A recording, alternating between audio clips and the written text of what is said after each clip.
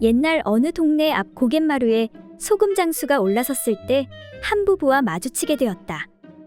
부인이 먼저 소금 장수에게 말을 붙였다. 여보시오 소금 장수, 저 마을로 소금 팔러 가오. 예, 그런데요. 그렇다면 우리 집에는 가지 마시오. 집에 딸 하나만 남겨두고 일가 잔치 집에 가서 사흘 후에나 돌아오니 소금 살 사람도 없어. 그렇게 하지요. 그런데 댁이 어딘지 알아야 안 가든지 하지요. 어리숙한 부인이 소금 장수에게 저기 저 지붕 위에 고추 널어놓은 집이 우리 집이니 가지 마오. 하고 일러주었다. 이에 소금 장수는 속으로 쾌재를 부르며 예, 그러지요. 염려 말고들 다녀오시오. 하고 깍듯이 인사를 했다. 그리곤 곧바로 처녀 혼자 있는 집으로 달려간 소금 장수는 예, 아가야. 하고 호기 있게 처녀를 불렀다. 이윽고 머리를 길게 따은 처녀가 나와 누구시오? 우리 집에는 아무도 없어. 라고 하자 소금 장수는 근엄한 목소리로 그러니까 말이지. 나는 내 외삼촌이란다. 어려서 너를 보고 인제 보니 몰라보겠구나. 여기 오다가 내 부모님을 만났는데 일가 잔치집에 간다며 사흘 후에나 돌아오니 잘 봐달라고 하더구나. 그제서야 안심한 처녀는 소금 장수에게 절을 올리고 방에 모신 뒤 씨암탉까지 잡아 대접했다. 해는 지고 슬슬 흑심이 동한 소금 장수는 처녀를 한참 들여다보더니 아가, 너 속병이 있어서 고생을 하는구나. 하고 넌지시 수작을 걸었다. 아니요. 전 아무 병도 없는데요. 그래, 하지만 너는 몰라도 내 눈은 못 속인다. 너 해를 보면 눈이 시큼시큼하지? 예. 그게 바로 속병이 있어서 그렇단다. 또 밥을 먹으면 배가 불룩하고 무거운 것을 들면 팔이 나른하고 아프지? 예. 정말 그런데요. 그게 다 속병 때문이란다. 얼른 고쳐야지. 그냥 두면 큰일 난단다. 겁을 먹은 처녀는 눈을 동그랗게 뜨고 그걸 어떻게 고치나요? 하고 묻자 속에 든 고름을 빼내야 한단다. 속에 든 고름을 어떻게 빼나요? 그건 어렵지 않단다. 나한테 있는 가죽침을 맞으면 쉽게 빼낼 수 있단다. 그럼 얼른 가죽침을 놓아 고름을 빼주세요. 드디어 소금 장수는 처녀를 눕히고는 속곳을 내렸다. 조금 아프더라도 후련해질 때까지 참아보거라. 그래야만 병이 나을 수 있단다.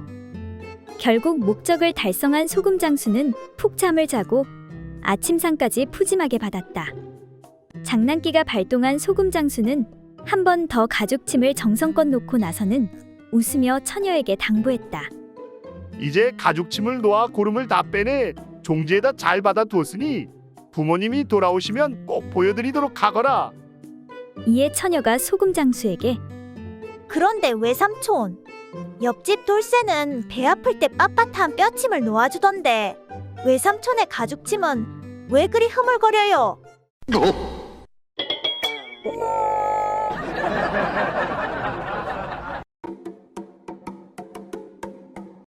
옛날 어느 마을에 행실이 좋지 못해 어디를 가든 다리를 벌리고 앉는 과부가 있었다. 그러던 어느 날 한 번은 툇마루에 퍼질러 앉아 있는데 고양이한테 쫓기던 쥐가 과부의 그곳이 자기 집인 줄 알고 홀짝 뛰어 들어간 것이었다.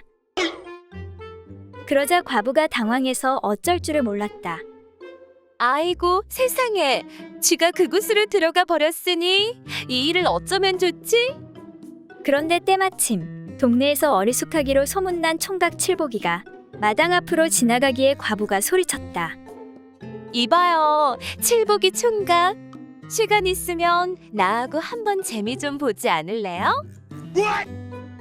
그동안 여인을 한번 안아보려고 무진장 노력해온 칠복이는 웬 횡재인가 싶어 좋아 어쩔 줄을 몰랐다.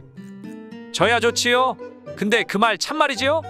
나중에 딴 말하지 마셔요. 결국 칠복이 총각이 과부와 살을 섞게 되었는데 속에 들어가 자리를 잡은 쥐가 보고 있자니 자기 같은 놈이 또 들어오는지라 나가서 덥석 칠복이의 거시기를 물고 놓지 않았다. 순간 칠복이는 거시기 끝이 따끔하고 아파서 이크하고 얼른 빼냈다. 아이고 나 죽네 나 죽어. 이것이 도대체 무엇이요? 칠복이가 아파하는 사이 거시기를 물고 있던 쥐가 함께 끌려 나왔다. 결국 과부의 생각대로 문제가 해결된 셈이었다. 그 후 얼마 있다 칠복이는 장가를 들게 되었다. 그런데 각시와 첫날 밤을 지내려는데 자꾸만 거기서 쥐가 나올 것만 같았다. 야옹야옹 야옹야옹. 그래서 쥐를 쫓느라 신부의 그곳에 대고 야옹야옹하기만 했다. 이상하게 생각한 신부가 물었다. 아니 왜 자꾸 거기에다가 야옹야옹 하는 거예요? 그러니까 그게 여자의 그곳에서 자꾸만 쥐가 나와서 물기 때문에 이러는 것이요. 그러자 영리한 신부가 신랑에게 말했다. 서방님 안심하세요. 저는 다리를 늘 오므리고 있어서 쥐가 못 들어와요. 그렇게 해서 칠복이는 기뻐하며 무사히 첫날 밤을 치를 수 있었다.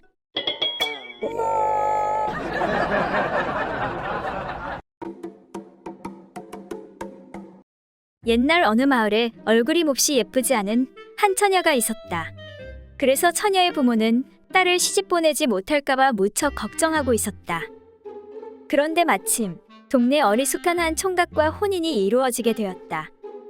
하지만 부모는 혹시 신랑이 첫날 밤에 딸의 얼굴을 보고 못생겼다고 돌아보지 않으면 어쩌나 하고 전전긍긍했다. 얘야, 첫날 밤에 어떻게 하는지 분명히 알겠지? 그래, 네 엄마가 하라는 대로만 하면 아무 문제 없을 게야. 예, 걱정 붙들어 매세요. 그렇게 딸은 첫날 밤을 보내게 되었고 걱정이 된 부모는 첫날 밤 신방 앞에서 거의 뜬 눈으로 밤을 지샜다. 다음 날 아침 딸이 신방에서 나오기에 부모는 얼른 딸을 불러 붙잡고 물었다. 그래, 얘야, 아무 일 없이 무사히 잘 잤니? 혹시 신랑이 내 얼굴을 보고 못생겼다고 실망하거나 무슨 말을 하지 않았니?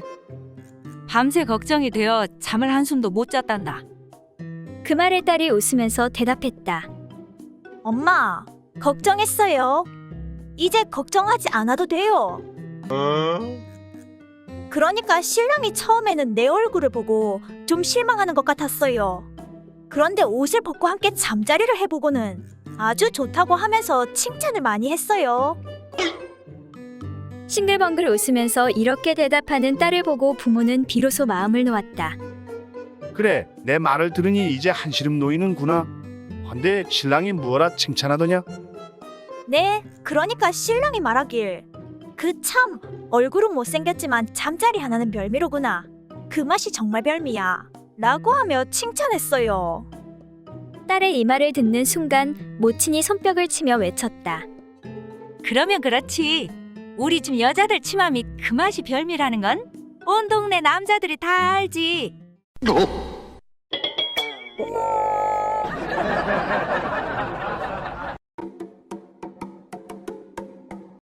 옛날 어느 마을에 좀 어리숙한 여인이 살고 있었다. 그러던 어느 날 생선 장사가 집 앞을 지나며 소리를 질렀다. 앞으로 주면 3마리, 뒤로 주면 2마리.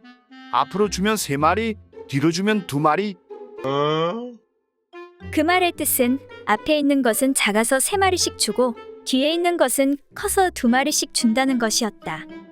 그런데 어리숙한 여인은 그것을 달리 이해하고 생선 장사에게 말했다. 난 앞을 대줄 테니 3마리만 주시오. 하고는 생선 장사에게 몸을 바쳤다. 그리고는 생선 3마리를 얻어서 일터에서 돌아온 남편에게 구워주었다. 그러자 남편이 맛있게 먹고는 아내에게 물었다. 그런데 이것은 어디서 생긴 생선이요? 그러자 아내가 자랑스럽게 자초지종을 이야기해 주었다. 남편이 듣고 보니 기가 막힌 일이었으나 맛있게 먹은 뒤인지라 좋은 말로 타일렀다. 앞으로는 절대 그런 짓 하지 마시오. 알겠소? 네, 알겠어요. 꼭 명심하겠습니다. 그런데 이튿날 또 생선이 밥상에 올랐다. 아니, 이건 또 웬 생선이요? 그러자 아내가 말하길. 앞으로는 그런 짓 절대 말라고 해서 뒤로만 그런 짓을 했어요. 남편은 어이가 없었으나 이번에도 좋은 말로 타일렀다. 이제는 뒤로도 그런 짓은 절대 하지 마시오. 아시겠소? 네, 알겠어요. 꼭 명심하겠습니다. 이번에도 아내는 순순히 대답했다. 그런데 그 다음 날 또 다시 생선 반찬이 밥상에 올랐다. 남편은 두 눈이 휘둥그레져서 아내를 쳐다보고 물었다. 아니, 이게 또 어떻게 된 것이오? 그러자 아내가 아무런 거리낌도 없이 대답했다. 당신이 앞으로도 하지 말고 뒤로도 하지 말래서 앉아서 했어요.